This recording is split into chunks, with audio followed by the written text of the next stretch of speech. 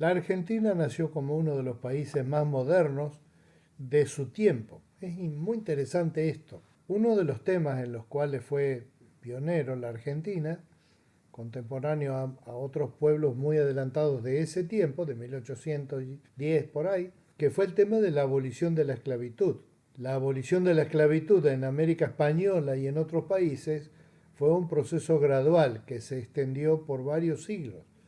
En Estados Unidos, la esclavitud fue abolida en 1865 con la aprobación de la 13ª enmienda de la Constitución, curiosamente parecida a la nuestra. En las colonias inglesas, la esclavitud se abolió en 1838, mientras que en las francesas fue abolida en 1848.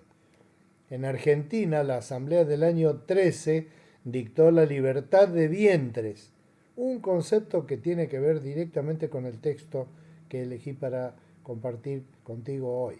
Dictó la libertad de vientres en 1813 y la Constitución de 1853 abolió completamente la esclavitud.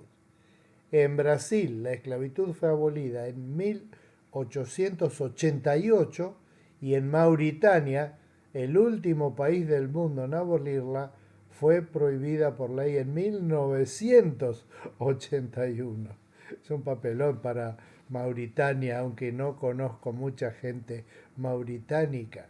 El apóstol Pablo se refiere a esto que tiene que ver con lo que llamábamos, y lo llamábamos cuando fuimos a la escuela y estudiamos la asamblea del año 13, el tema de la libertad de vientres, que quiere decir alguien que nace en una familia de esclavos, pero que cuando nace es libre. Es muy interesante ese hecho, porque era un cambio radical al tema de la esclavitud, donde uno probablemente nacía en una familia de esclavos y cuando tomaba noción de su vida propia, la primera noción que tomaba es que era diferente de los demás porque era esclavo.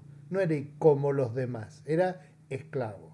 Y esa idea de la igualdad, que es uno de los tres pilares de la Revolución Francesa, que venía golpeando la cultura occidental de aquel tiempo, era libertad, igualdad y fraternidad.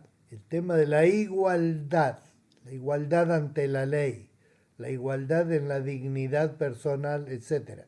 El apóstol Pablo habla de esos conceptos, ¿no? De la libertad de vientres y del hecho de ser igual con una categoría, y dice en Gálatas 4:7, así que ya no eres esclavo, sino hijo. Y como eres hijo, Dios te ha hecho también heredero.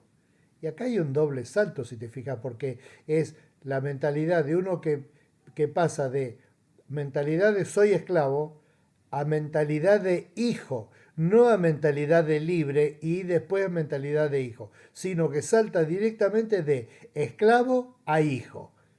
Y que en esas condiciones que podemos decirle a Dios, papá, papito, como está en el versículo anterior, en esa expresión. Pero el punto esta mañana es, veámonos a nosotros mismos como una persona que tiene ciertas libertades en su condición de hijo de Dios.